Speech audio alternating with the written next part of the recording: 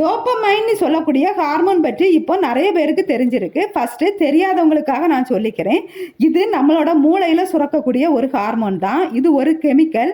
இந்த கெமிக்கல் எதுக்காக பயன்படுதுன்னு கேட்டிங்கன்னா, நாம் சந்தோஷமாக இருக்கிறோம்ல, நாம் உற்சாகமாக இருக்கிறோம்ல, இதுக்கு காரணமே நம்ம மூளையில் சுரக்கக்கூடிய இந்த கெமிக்கல் தான்.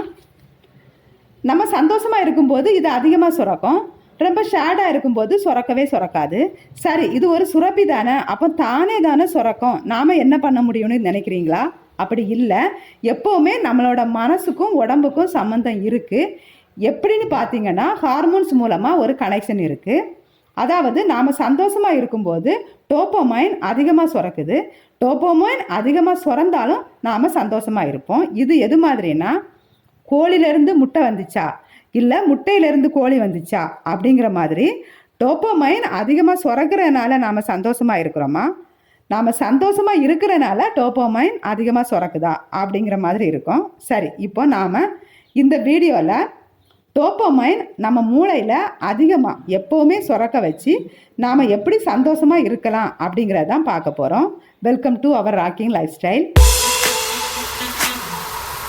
இதுக்கு பெரிய எக்ஸசைஸ் இல்லை பெரிய செலவு அப்படின்னு ஒன்றுமே கிடையாது.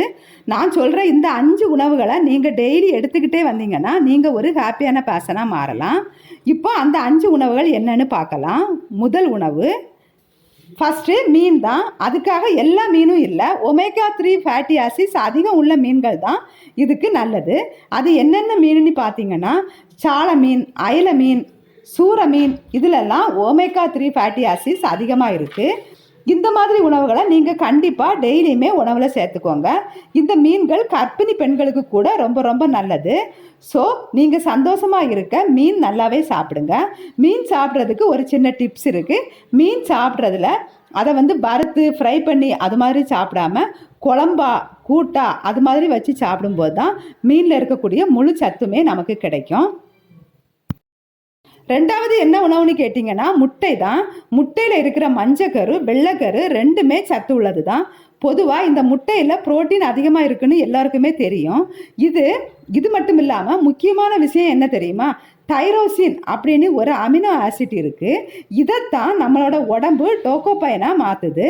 ஸோ முட்டை அதிகமாக சாப்பிடுங்க, ஹாப்பியாக இருங்க. இன்னொரு முக்கியமான விஷயம் என்னென்னா, இந்த முட்டையில் விட்டமின் டி அதிகமாக இருக்குது. இது எதுக்கு பயன்படுது அப்படின்னு கேட்டிங்கன்னா, பொதுவாக விட்டமின் டின்னா நாம் என்ன நினைப்போம், எலும்புக்கு ரொம்ப நல்லது அப்படின்னு மட்டும்தான் நினைப்போம். அது மட்டும் கிடையாது, உடம்பு ஃபுல்லாக கண்ட்ரோல் பண்ணுறதுக்கு இந்த விட்டமின் டி ரொம்பவுமே முக்கியமானது. முட்டை சாப்பிட்றதுலேயும் ஒரு டிப்ஸ் இருக்குது. முட்டையை ஆம்லேட்டு ஃப்ரை பண்ணி அப்படி இப்படி சாப்பிடாம வேக வச்சு சாப்பிட்றது நல்லது. மூணாவது நட்ஸ் அண்ட் சீட். பொதுவாக பாதாம் பருப்பு, முந்திரி பருப்பு, அப்புறமா இந்த பூசணி விதை, இதில் எல்லாமே முட்டையில் இருக்கிற மாதிரியே தைரோசின் அப்படிங்கிற ஒரு கெமிக்கல் இருக்குது. இதைத்தான் நம்ம உடம்பு டோக்கோபைனாக மாற்றுது.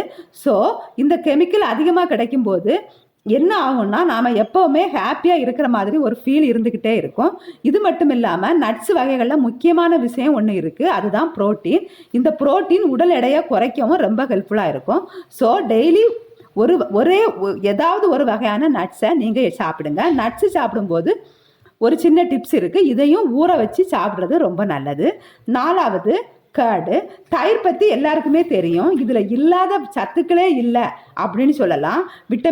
விட்டமின் டி இருக்குது, அப்புறம் கால்சியம் இருக்குது, இப்படி நிறைய சத்து இருக்குது. முக்கியமாக தயிரில் ப்ரோபயாட்டிக் பாக்டீரியா அதிகமாக இருக்குது. இது ரொம்ப நல்ல பாக்டீரியா, நம்ம உடம்புல டைஜஷன் நடக்கிறதுக்கு ரொம்ப ஹெல்ப் பண்ணுது. முக்கியமான ஒரு விஷயம் என்ன தெரியுமா, நம்ம உடம்புல வயிற்றுக்கும் பிரெயினுக்கும் டைரெக்டாக ஒரு கனெக்ஷன் இருக்குது. வயிற்று பிரச்சனை வரும்போது சில பேருக்கு தலைவலியும் வரும். இதுதான் அதுக்கு காரணம். அப்போ நாம் வயிறை நல்லா வச்சுக்கிட்டோம்னா, முக்கியமான நல்ல பாக்டீரியா உடம்புல இருந்துச்சு அப்படின்னா நம்மளோட பிரெயின் ஃபங்க்ஷனும் நல்லா இருக்கும். தயிர் சாப்பிடும்போது கடையில் வாங்கி சாப்பிடாம வீட்டில் செய்த தயிரை சாப்பிடுங்க, அது ரொம்ப நல்லது. அஞ்சாவது சாக்லேட்ஸ். அதுக்காக எல்லா சாக்லேட்டும் கிடையாது, டார்க் சாக்லேட்டு. நீங்கள் கடையில் போய் சாக்லேட் வாங்கும்போது பார்த்தீங்கன்னா அதில் கொக்கோவா 30%, கொக்கோவா 40% ஆடன்னு போட்டிருப்பாங்க.